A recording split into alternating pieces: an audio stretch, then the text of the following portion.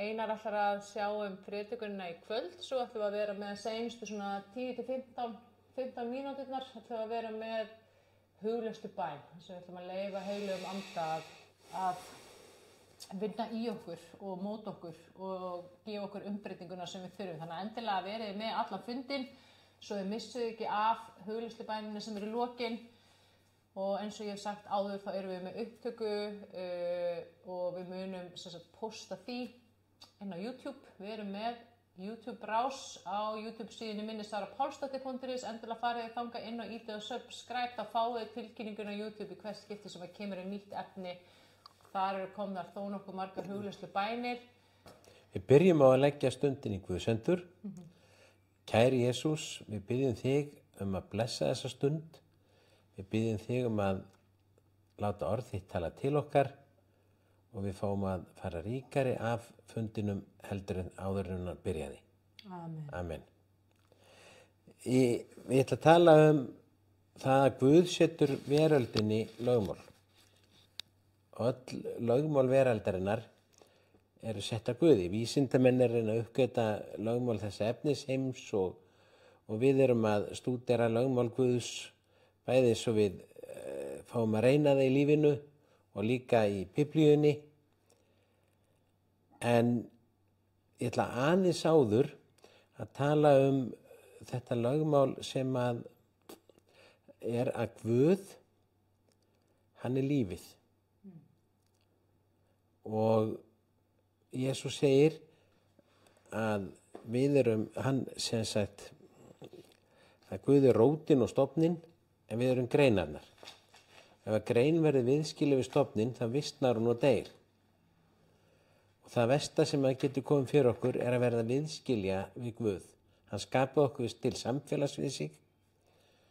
Og Biblían segir alveg skýrt að það ekki eyra Guðs ekki svo þykkt að það heyri ekki. En það eru það sem að við er rangt í okkar lífi sem skilur okkur frá Guði. Við tölum oft það af hverju Guð grípur ekki inn í það ranga í heiminum útrýmir því. Biblían segir Guð mun gera það.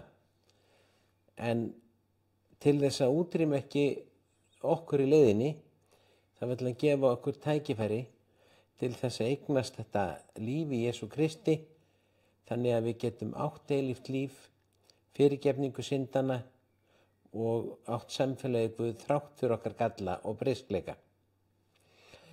Áður en að Jesús kom, þá voru allir undir lögmáli Guðs, á þann hátt lögmálinu sem að gera það verkum að við verðum viðskilja við Guð og tekjum eftir ef að við erum ekki þannig að við séum með óendanlega kærleika, gerum alla hluti rétt, lifum sigrandi lífi, enginn uppfyllti þessi lögmál. Enginn elskaði Guð öllu hjarta og náungan svo sjálfa sig. Kannski það getur verið einhver að elska náunga sinni eins og sjálfa sig ef hann bara elskaði sjálfa sig nógu lítið. Þannig að sem sagt og þegar við sem sagt erum að ganga sem sagt út af því að þessum ófullkomleika okkar, út af þessu ranga sem í okkar lífi, þá getur Guð sem heilagur, getur við ekki átt samfélag við Guð sem heilagur, því að Guð þolir ekki synd og allt sem rangt, það eyðist upp í nærvera hans. Guð þarf að byrgja sig frá þessari veröld til þess að við lifum af í okkar ástandi en þá kemur að því að Guð gerir það ekki lengur, en þá hann búinn að gefa öllum tækifæri til þess að eignast þetta líf og frelsi og samfélag við hann.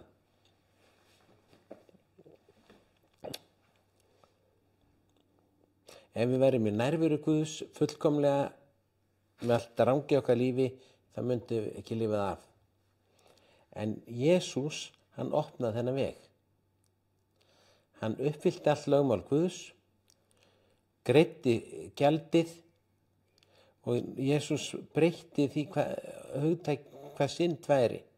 Hann sagði við lærisveina lærisveinana, nú er syndin að trú ekki á mig. Og ástæðan er sú að Biblían segir að hver sem á hann trúir glatast ekki heldur hefur eilíft líf.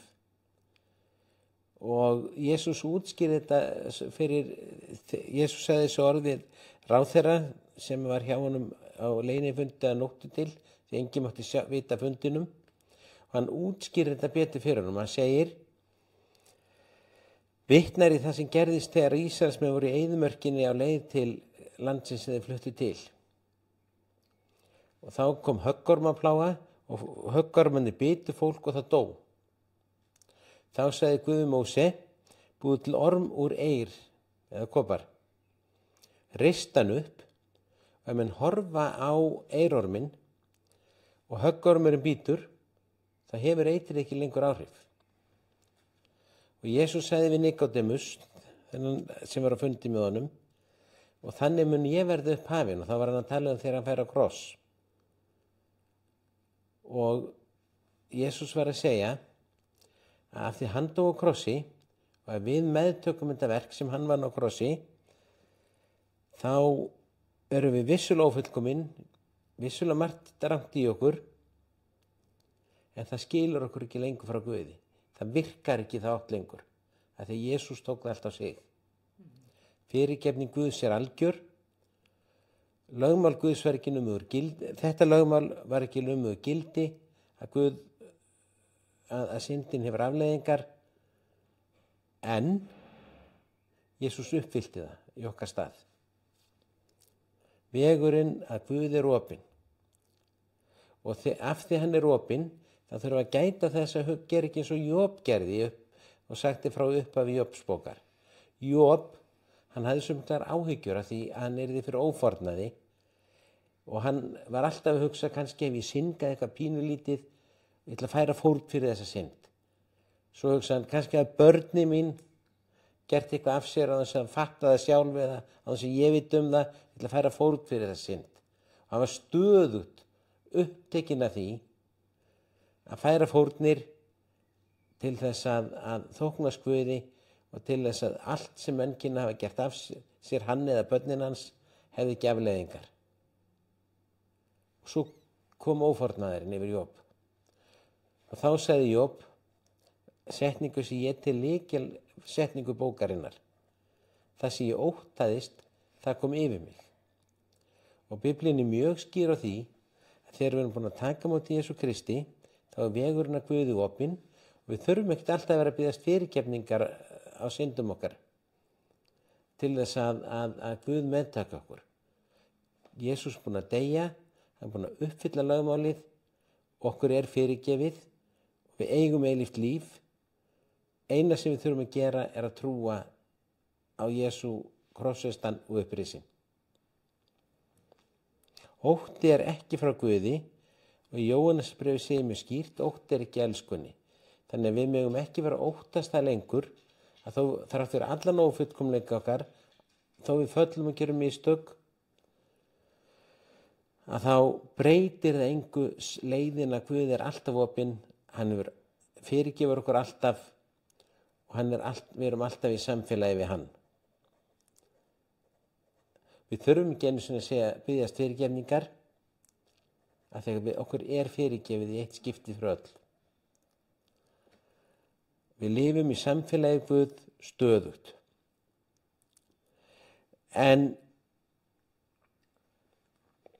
Og Páll postuli gengur svo langt að hann segir í Rómverjabréfinu, 5. kafla, að allir urðu sekir vegna afbrots einstáttan við Adam og allir verða sýknir og öðlast lífsækir Jesú Krists. Allir urðu syndar vegna óhlýðni hins eina manns, þar sé Adam, eins og allir sýknir vegna hlýðni hins eina. Það sem Jesú vann sýknar okkur allir synd. Og svo segir hann, hér við bætti svo lögmálið til afbrotin yrði sýnilegri. En að samaskapi sem syndin óx var náðin ríkulegri. Eins og syndin ríkti með döðunum var náðin að ríkja með Jesú Kristi. Þannig að þegar syndin eykst, það flýtur bara náðin yfir. Þetta er rosaleg setning. Og þá kemur hann strax hann Páll með spurningu sem vaknar í raun og veru hjá öllum. Flestum sem lesa svona setningu að ef syndin eykst þá bara flæðir náðin yfir. Og spurningi sem að spyrir svona, hvað merkir þetta? Eigum við að halda áfram verið í syndinni til að náðin verið meiri? Hverju myndi auðvitað spyrja mér því? Og Páll segir fjarri fyrir því. Við sem dóum syndinni hvernig þetta áfram að lifa í henni. En þetta sýnir kraftin í því sem Jesú gerði á krossi. Páll segir það ekkert sem getur gert okkur viðskila við kærleika Guðs í Jesú Kristi. Ekki hæða dýft, ekki englarnir tignir, ekki tímabundna eða ókomna. Það ekkert sem getur gert okkur viðskila við Jesú Kristi. Þegar við töfum tekið á mótunum og trúum á hann.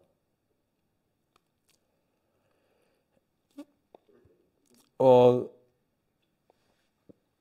stundum eru menn að misskilja setningar sem Jesús segir í Guðspjöllunum, ekki misskilja, heldur kannski átta sig ekki á því undir hvað að formerkið það voru sagðar. Til dæmis ein setning sem er svona, ef þið fyrirgefið ekki öðrum, þá fyrirgefur ykkar himneski faðir ykkur ekki.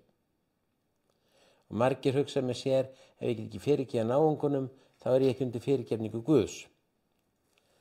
En við verðum að muna að þegar Jesús sagði þessa setningu, þá gilti lögmálið.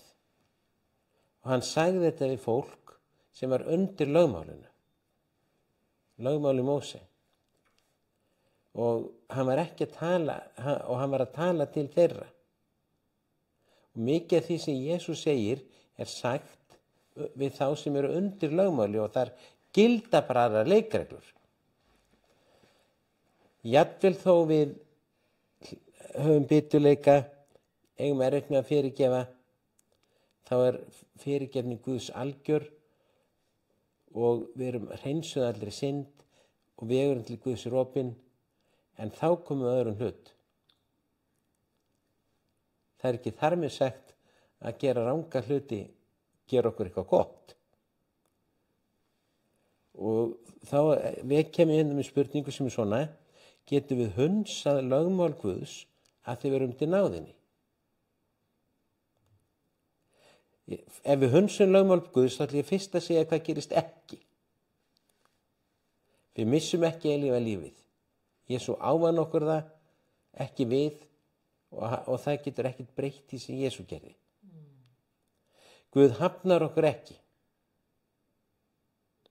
Hann hafnaði Jesú, hann var gerður að synda okkar vegna, hann hafnaði honum í okkar stað og svo reisi Jesú upp. Við erum áfram í samfélagi Guð þó við hunsum lögmál Guðs, en við getum fundið fyrir ótta og óþægindum vegna þess hvernig við förum með líf okkar og liði sjálfum illa yfir því. En nú er ég búin að segja hvað gerist ekki. En þá ætlum ég að tala um hvað gerist. Þegar við hunsum lögmál Guðs. Já. Ef við hunsum lögmál Guðs, þá missum við ekki af eilífa lífinu, við missum ekki af samfélaginu Guð, því Jesú er búin að greiða gjaldið og vinna allt verkið. En já.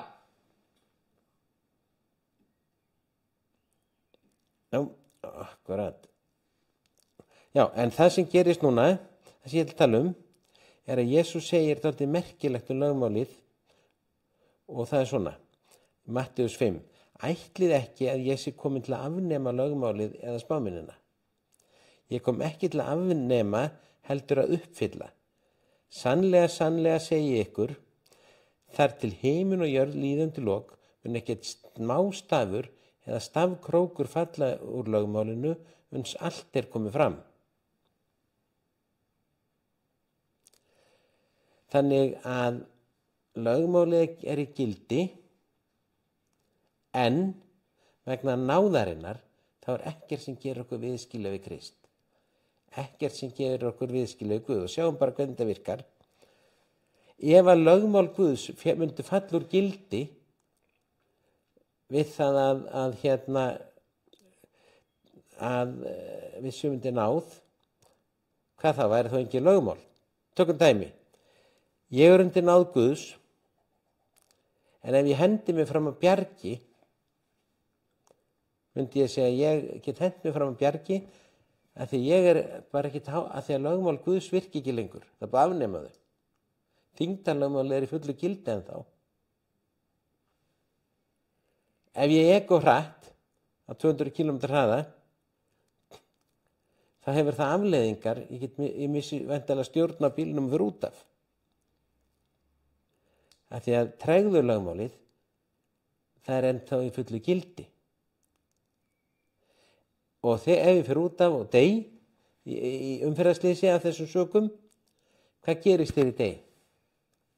Jesús kemur, tekur á móti mér og segir, Einar, vertu velkomin heim. Lögmál Guðs, þau eru í fullu gildi, þó að Guð hafi gefið okkur náð og við getum ekki hunsaði sem ég nefndi þyngdarlögmálið, tregðulögmálið og svo framvegis. Og það sama gildir lögmál hins andlega heims, við getum ekki hunsaðu, ekki að við missum ekki eilífa lífi, við missum ekki samfélagi Guð, en það hefur samt afleiðingar. Það hefur til dæmis afleiðing að fyrirgefa ekki sjálfum sér eða öðrum. Það hefur afleiðingu ef að við losum okkur, ef við lifum í lygi, erum síljúgandi, erum með biturt hjarta, erum með hefnigirni og svo framvegis. Og það skaðar. En nú ætla ég að snúa mér í því sem er kannski meira atriði og það er ávinningurinn af því að skoða lögmál Guðs og fara eftir þeim. Ávinningurinn fyrir okkur sjálf og aðra. Ef við horfum á vísindin, að þá er ganga vísindi, raunvísindi, ef við tökum þau sem dæmi, þau ganga út á það að við ætlum að vísindamenn er að komast að því hvernig lögmál Guðs virka. Og það er búið að gera alls konar vísindaransóknir, uppgötva alls konar, sanna alls konar vísindakenningar og hvað gerist? Menn geta búið til bíla, flugvélar, tölvur, farsíma, internet, gervigreind núna og allir þessi nútími sem við þekkjum hann varð til af því að vísindamenn voru að rannsaka lögmál Guðs. Öll þessi lögmál sem vísindi byggja á voru sett að Guði og þegar menn rannsökuðu þau, skildu þau og fóru að uppgötva þau, þá fóru menn að geta hagnýtt sér þau til að búa til, fá meiri uppskera hvern hektara lands, búa til skip sem gengur fyrir vélum og fluttu vörur og slíkt milli landa og hver þjóð fór að geta framleitt það sem hún var best í og kaupa af öðrum það sem þeir voru bestir í og þannig en allt byggðist þetta í grunninn af því að menn fóru að þekkja lögmál Guðs í þessum efnisheimi og menn fóru að nýta sér þau og gera eitthvað með þau. Og jafnvel vísindamenn þó þau trú ekki að Guð að ef við spilum þetta þeir vísindamenn sem ekki trú að Guð en rannsökuðu lögmál hans, vissu getur verið lögmál Guðs, héldu þetta verið út af einhver rótni var annar staðar, en rannsökuðu þessi lögmál að það virkaði ef þeir spiluðu með þeim, ef þeir nýttu sér þau. Af því að lögmál Guðs einfaldlega virka. Og við getum skaðað okkur og aðra með því að hunsa lögmál Guðs, en við getum líka eignast blessun fyrir okkur og aðra með því að fara eftir þeim. Ekki of því að Guð fari fíl út í okkur þó við förum ekki eftir því, eða verður svona glaður og góður við okkur að því förum eftir þeim, við erum ekkert með það að gera. Heldur eingöngu að lögmál Guðs eru sett til lífs og ef við nýtum okkur þau, þekkjum þau og förum eftir þeim, þá virka þau.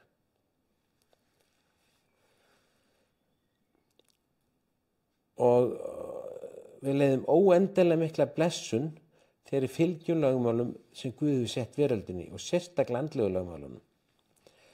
Og í kristinni kirkju gegnum aldirnar hafa stundum orðið svona helgunarhefingar þar sem fólk alveg upptekið af því að losa sig við það sem eyðileggur og skemmir og ganga inn í það sem Guð hefur fyrir okkur. Allir foreldrar flestir að aga börnin og setja reglur þeim til lífs. Eftir sem börnin fara betur eftir þeim, því betur vegnar þeim. Og það eru ófullkomna reglur sem við foreldrarnir setjum. En Guð setur fullkomna reglur.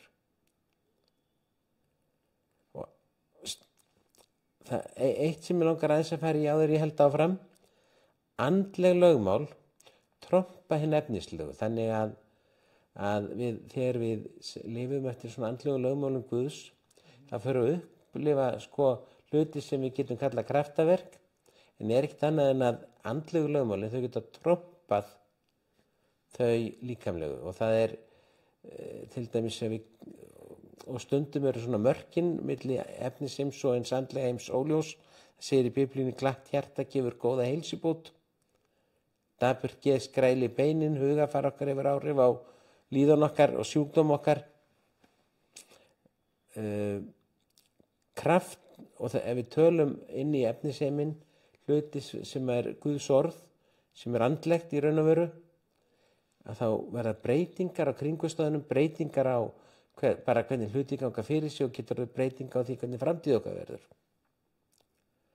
Þegar Guð skapaði hennar efnislega heim, þá segir hann skapaði hann úr hinum andlega heim, segir í Hebreabréfinu. Og hann talaði og orð Guðs hljómaði inn í þessa veröld og þá var það sem hann sagði. Og Jesús sagði að við trúum eins og mustaskorn getið flutt fjöll.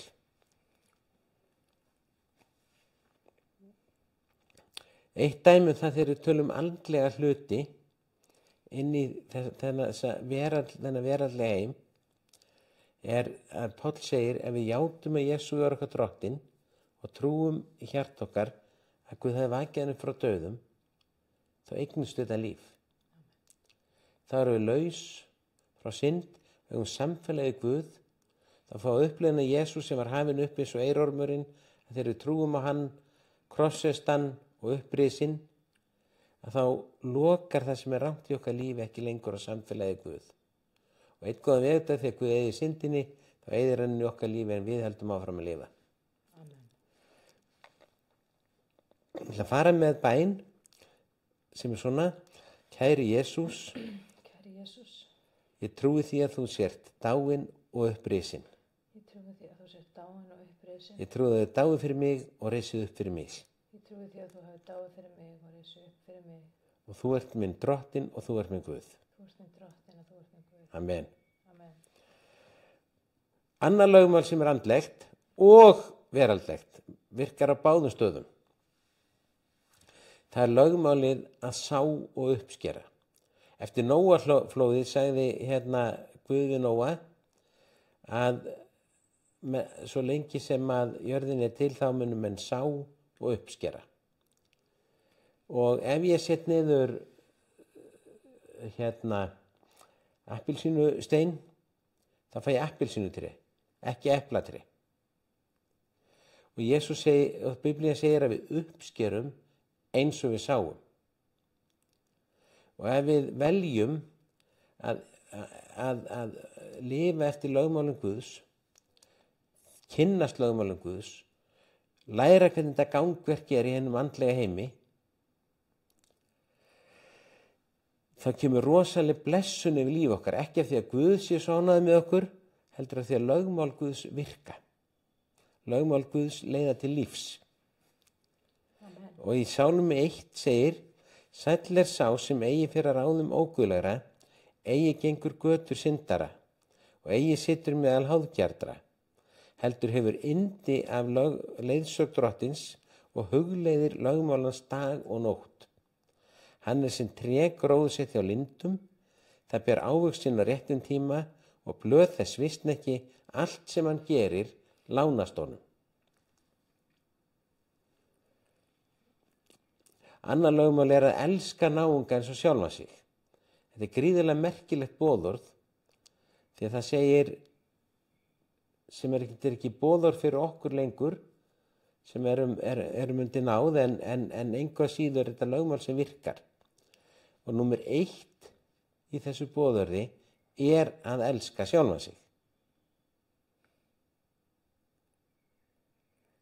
Og náungan jafn mikið. Þannig ef við viljum læra að elska náungan, þá byrjum við okkur sjálfum. Við fyrirgefum okkur þau mistök sem við höfum gert. Við fyrirgefum okkur þau vandræði sem við höfum komið okkur í. Amen. Við fyrirgefum okkur þær afleiðingar sem að við mistök okkar eða misgjörð hafa haft á líf okkar. Við sættumst við okkur sjálf. Við viðurkennum okkur sjálf eins og við erum. Og ég þeirra skoðunar að það sé alltaf hægt að elska náungan eins og sjálfa sig. Ef við bara, spurningin hvað elskum við sjálf okkur mikið. Kannski þetta ekki rétt hjá mér, en allavegana til þess að elska náungan á réttan hátt, þá þurfum að byrja okkur sjálfum. Og þetta bara andlegt lögmál. Og þegar við byrjum að stíga þetta skref, að elska okkur sjálf, og þá ég ekki að tala sjálfselsku, ég ekki að tala eigingirni, en bera kærleika Guðs til okkar sjálfara. Að þá byrja hlutirnir að virka í líf okkar. Þá hættum við að setja það sem aðalatriði að ná einhverju réttlæti fram eða vera upptekin að við höfum rétt fyrir okkur, aðrir rangt fyrir sér, eða einhverju fá að sjá hvað þið voru eða skemmi eitthvað fyrir okkur sjálfum svo aðri sjáu hvað þið gerði okkur rangt til og nú séu við bara þessu ástandi og við má vita hvað okkur getur dott í hug sem sjálfskaðandi í staðinn fyrir að segja ég ætla ekki að horfa það sem er búið að gera við mig eða það sem er komið fyrir mig eða það sem ég sjálfur gert mér. Ég ætla að lifa lífinu lifandi. Ég ætla að velja það besta fyrir mig.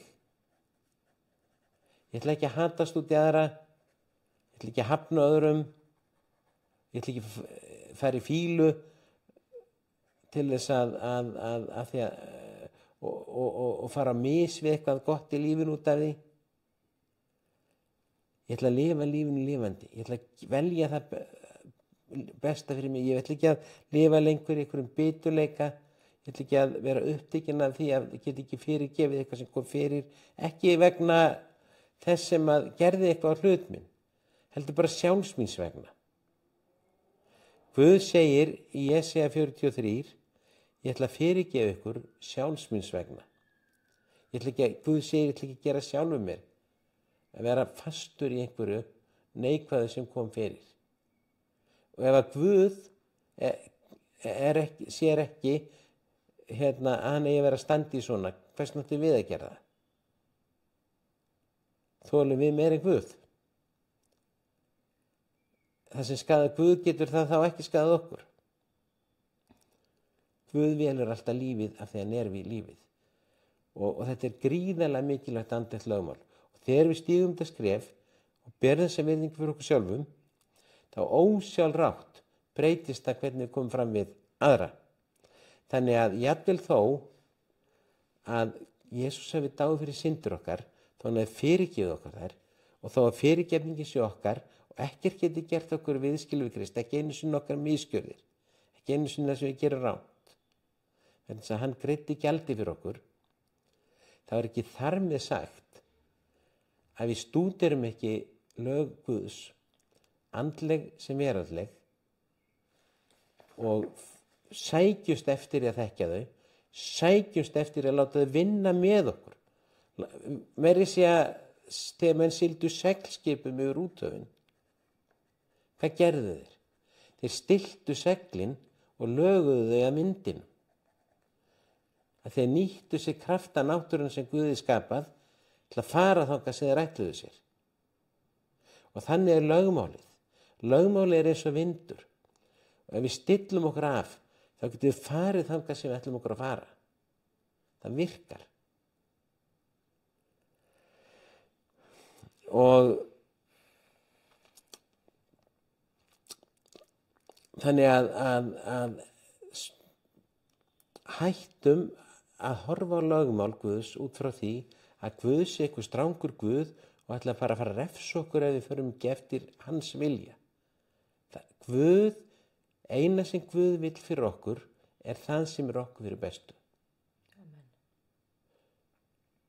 Eina sem Guð þráir fyrir okkur er það sem til blessun og lífs fyrir okkur. Amen. Guð er ekki egoisti sem er að skemmta sér yfir því hvað margir líðunum. Hann er drottinn, en hann er ekki drottnunar gjarn.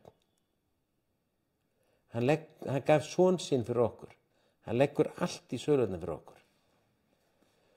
Þannig að það að velja að kasta frá sér biturleik, kasta frá sér hefnigirni. Jesús gekk svo langt hann sagði, leitið Guðs ríkis og hans réttlætis. Og þá veitist ykkur allt síðan þurfið auki. En það er stórt skref að leita réttlætis Guðs vegna þess að það kosti okkar eigin réttlæti fyrir róða. Mitt réttlæti er það að einhver gerir eitthvað með hluta, ekki endilega kannski alveg í ófarnaði, en það komi samt eitthvað fyrir hann þannig að sjá að hann hefði ekki átt að gera það.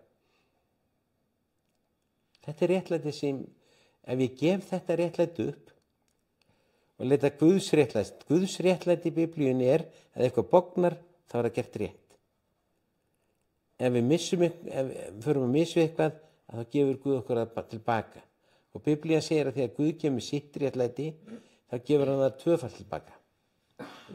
Það er til svoleiðis vers. Þannig að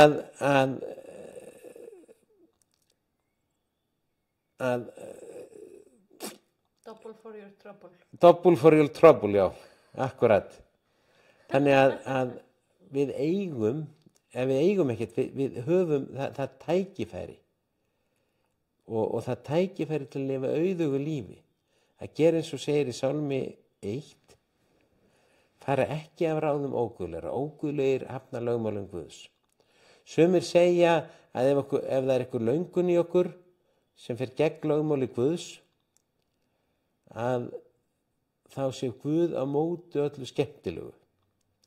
En byrjum nú við. Ef ég hef svo mikla löngun í áfengi að ég ræði ekki við það og ætla að drekka fóra með lífið, lifrin og fjölskylduna og skaða börni mín og alla í kringum mig. Af hverju skyldi Guð hafa verið á móti því? Af því að það er ekki til lífs. Ef ég er háður reykingum og Biblían segir líka minn að við og ég ákveða að hætta og langar rosalega í sígarettu, þá er ég kannski að velja hvort ég ætla að stytta ævinum einhver ár, skaða heilsu mína að lifa verra lífi, eða lífinu lifandi þó að sé ykkur löngun í okkur til að gera eitthvað annað en lögmál Guðs. Það er ekki þar með sagt að það sé ekki til blessunar að láta ekki slíkt stjórn okkur heldur lögmál Guðs.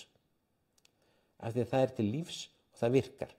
Og það hefur oft, í ástæðan fyrir ég að leggja svo mikla áherslu á það, að oft hefur verið að tala lögmál Guðs út frá svona neikvæðum formerkjum og reynda röngum formerkjum. Þannig að menn fá þá mynda Guði, að Guð sé á móti öllu skemmtilegu, lífið eigi bara að vera leiðinlegt, en það er ekki rétt. Jesús sagði ég kom til að gefa ykkur yfirfljótandi líf og nægtir. Biblían segir að Guðs ríkið er réttlæti, þar sem Guð kemur með tilbaka, þar sem frá okkur er tekið, friður, hverju þrá ekki frið. Og Jesús sagði ég ætla að gefa ykkur svo mikið frið, að það er alveg sama hvað gerist í kringum ykkur, þið getið haft frið, þar sem þið skelfist ekki neð hræðist, þótt allt leggja reiðiskjálfi kringum ykkur. Og svo fögnuður í heilugum anda. Amen. Það er Guðs ríkið. Og þá vill Guð leiða okkur og vissulega gera hann það fyrst og fremst með því að taka á móti Jesú Kristi, en þó við séum ekki undir lögmáli þeirri merkingu að við séum að missa samfélagið Guði eilífu lífi með þeir gera rangar hluti, þá er lögmál Guðs í fullu gildi. Ég get notað hort á þyngdarlögmáli þannig að Guð sé á móti því að maður fá að hoppa af Hallgrímskirkju og detta beint niður á jörðina. Guð sé bara á móti því. Megi ekki gera það sem hann langar ef mér skildi hann langa það. Ég líka hort á þyngdarlögmáli þannig, það heldur súrefninu hérna í jörðinu, það heldur mér við jörðinu, annars fer ég bara út í geiminn og það veldur því að jörðin helst alltaf í réttri fjarlægð frá sólu. Þetta lögmál alltaf að gefa mér líf. Og við eigum að horfa á lögmál Guðs sem jákvæðan hlut. Þau gefa okkur líf. Guð ekki á móti neinu sem að öðru en því sem skadar okkur. En ef við hunsum þau, þá hefur það afleiðingar fyrir okkur, þó það hafi ekki þær afleiðingar að við missum samfélagið Guð, það getur haft aðra afleiðingar. Og það borgar sig fara eftir því. Amen. Amen. Amen. Takk fyrir þetta. Já, bara takk fyrir þetta. Þetta var rosalega blessað og það var svo margt sem kom upp í huga minn þegar ég var að hlusta á þig og ég þekki svo rosalega vel þessa nagandi ótta og þessa vantrú, sekur, alltaf þessu undirliggjandi nagandi ótti að hafa kannski gert eitthvað rangt eða mögulega gert eitthvað rangt eða maður sé rangur eða að maður sé sekur, þú veist. Þetta er svona sterk neikvæð orka og myrkur þegar við höfum ekki tekið við gjöfum Guðs í trú. Ef við trúum því ekki í hjartanu, og þetta er hluti af þessum lögmálum Guðs, það er trú og hugsanir og orðun okkar, er valdið sem að Guð gaf okkur. Guð gaf okkur vald.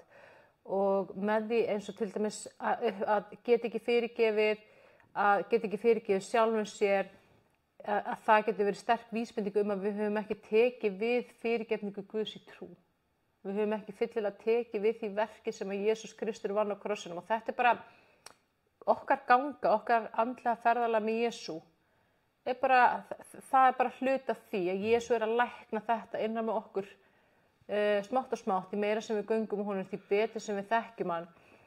Og þess vegna er svo mikilvægt bæði að heyra orðið og svo líka að nota hugleiðslubænirnar til þess að leyfa opna hjarta okkur og leyfa Guð að lækna einmitt þetta innra með okkur, lækna hennan ótta og setja nýja trúin í hjarta okkar að við erum sýknuð, sem þýðir við erum réttlát, við erum rétt, við erum hrein, við erum saklaus og að okkur hefur verið fyrirgefið. Og að Guð vill gefa okkur allsnættir og líf í Guði er líf í fyllstu gnægð. Guð vill ekki að við lifum í skort og fátækt og hann vill að við lifum í fögnuði og gleði og hann gefur okkur sína gleði sem við tökum á móti í trú. Og eins og það sem að Einar nefndi áðan að tala út orð Guðs, þetta er svo sterkur kraftur, þetta er kraftur og vald Guðs sem að streymir frá vörum okkar og hjart okkar þegar við tölum þetta út og yfir líf okkar. Og Guð, og eitt af lögmálum Guðs er að tala ljós, tala blessun, tala heilbrigði og þá er það sem við sköpum inn í líf okkar. Og þá opnum við líka fyrir Guð til þess að gefa okkur heilbrigði, til þess að gefa okkur friðinn og fyrirgefningu og allt þetta sem Guð vill gefa okkur. Þannig að í þessari hugleiðslubæn sem við ætlum að fara í núna, sem er svona 10, 12, 13 mínútur, þá ætlum við svolítið að gera þetta og við ætlum svolítið bara að taka við því sem Guð vill gefa okkur í trú. Við ætlum að elska okkur eins og við erum og trúa því að við séum sýknuð, að við séum réttlát, að við séum rétt núna af því að Jesús dó á krossi. Ekki af því að við höfum gert allt rétt. Þetta snýst ekki um það sem við gerum. Þetta snýst um það sem Jesús gerði þegar hann dó á krossi fyrir okkur og við viljum meðtaka það fyllilega. Og síðan ætlum við að taka við allsnægtum, gleði og friði og fögnuði Guðs í hjarta okkar. Svo ætlum við að eiga bara hljóðláta stund, sért hvert okkar með Guði, þar sem við ætlum bara að hvíla í honum og hans ljósi og hvort sem að þið viljið leggja fram bæn eða bara hlusta á það sem Guð hefur að segja við ykkur, eða bara segja eitthvað við hann, eða bara dvelja í nærveru hans, það er bara algjörlega ykkar val. Við ætlum bara að taka örfáar mínútur þar sem við ætlum að eiga bara með Guði. Ok. Þá ætlum ég bara að bjóða þér að koma þér þægilega fyrir. Þú dregur djúpt inn andann. Og þeir eru blest frá, bara lokar augunum. Og finnur hvernig þú svífur inn í þægilega, himneska slökun, afslöppun og ró. Og ég legg sérhvert og eitt okkar í þínar hendur, Drottinn, verði þinn vilji hér í kvöld. Og ég bið að tala í gegnum varir mínar, tala inn í hjörtu og huga þeirra sem eru hér samankomnir. Og ég bið að lækna, umbreyta, leysa með þínum stórkostlega kraftaverka krafti.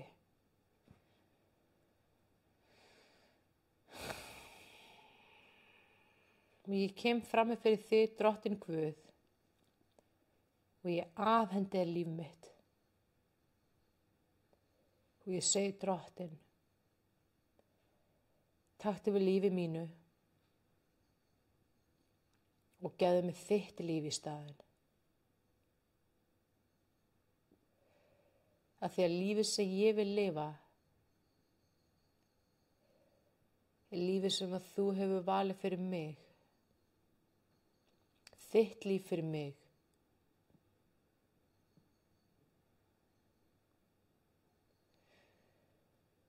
Í Jesú nafni þá afhendi ég þér allar afleiðingar sem ég kann að hafa óttast. Refsingar og alla þá vantrú sem þessu tengist, Drottinn. Og ég þakka þér fyrir að þú lyftir þessu að mig núna. Takk, Jesús, að þú setur nýja trú í hjarta mitt.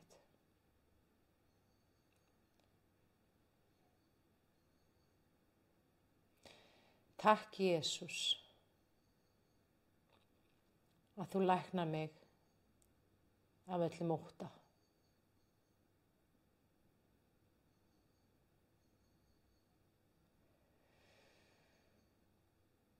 Takk, Jesús, að ljósið er alltaf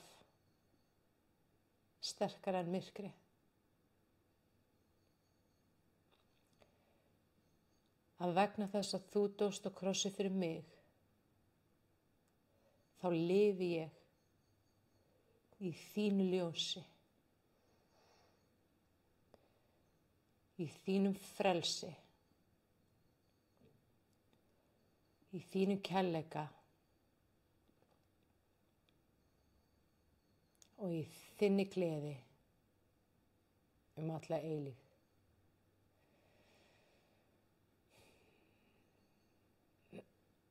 Ég þakka þér fyrir, Drottinn, að leiðin til þín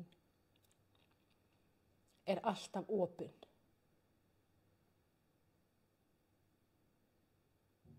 Og ég trúi því í hjarta mínu að þú ert alltaf hjá mér. Þú ert alltaf með mér. Að þú munt alltaf verða hjá mér. Alla eilífð.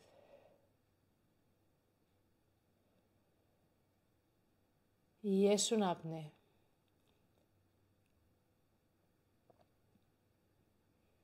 Þá tek ég á móti þinni sýknu.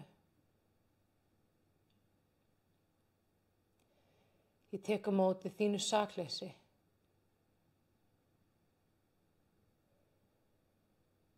Þínu réttlæti. Og fyrir þínar bennir er ég heill. Og að því að þú dóst á krossinum, þá er ég rétt. Í Jesú nafni Ég er heil, heill og hrein.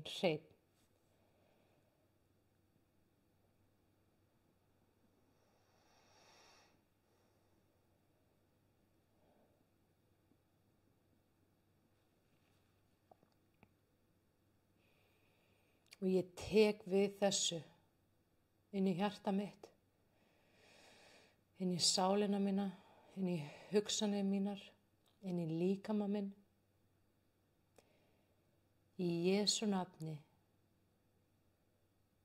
með djúpt og einlægt þakklæti í hjarta mínu, Drottinn Jesús, ég tek við öllu því verki sem þú vannst á krossinu núna.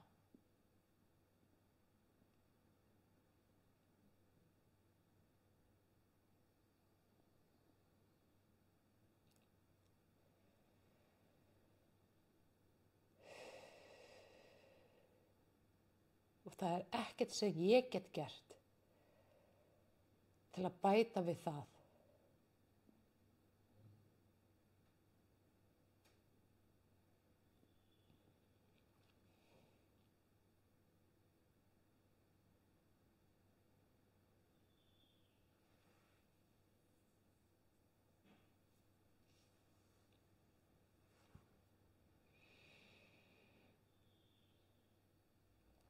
Þú, Drottinn, greiddir gjaldið.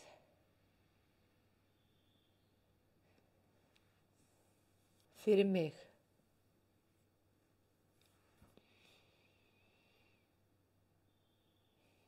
Og ég bara tek við þessari greiðslu núna. Og ég þakka þér fyrir.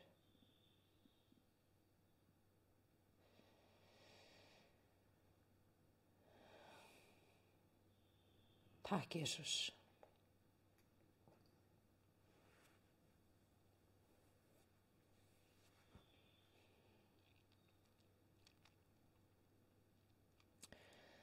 Í Jesú nafni þá gef ég þér réttlæti mitt og ég gef mitt eigi réttlæti upp til þín og ég tek við þínu réttlæti, Kristur. Þú ert mitt réttlæti og þú einn gefur mér réttlæti.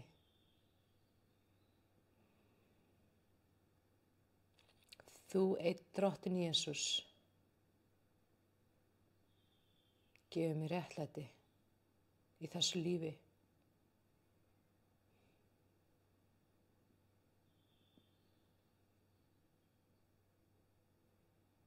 Og ég þakka þér fyrir að þú hefur gefið mér líf í fyllstu gnægð, yfirflæðandi allsnægtir, fögnuð, fegurð, frelsi og gleði.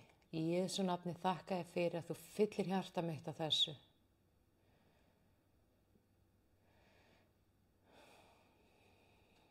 Ég þakka þér fyrir, Drottinn, að bikar minn er barmafullur, yfirflæðandi fullur. Og ég þakka þér fyrir að þín yfirflæðandi, stórkostlega, guðlega blessun er að flæða og sturtast inn í hjarta mitt og inn í öll svið lífs míns núna.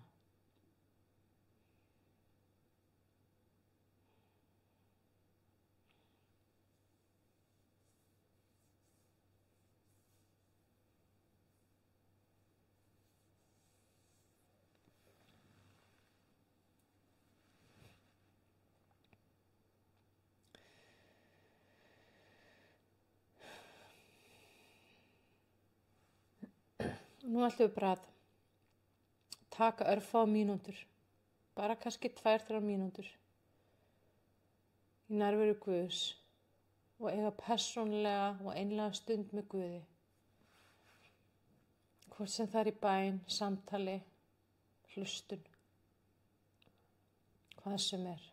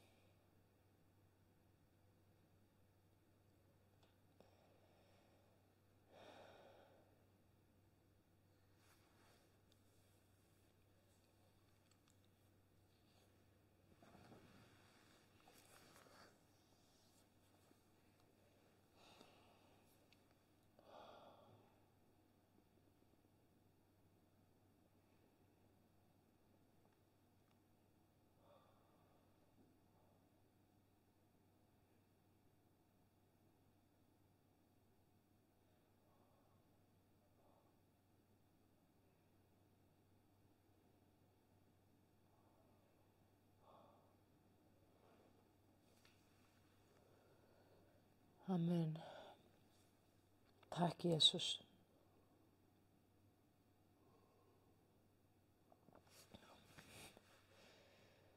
Það ætla bara að bjóða þér að koma hægt og rólega tilbaka. Þú mátt bara opna augun hægt og rólega. Þú finnur það í hjartanu að Guð er búinn að vinna stórkostlegt verk innan með þér í kvöld. Hann hefur blessað ríkulega.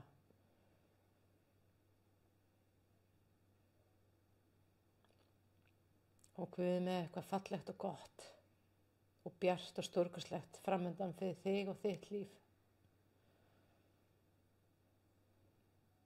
Amen.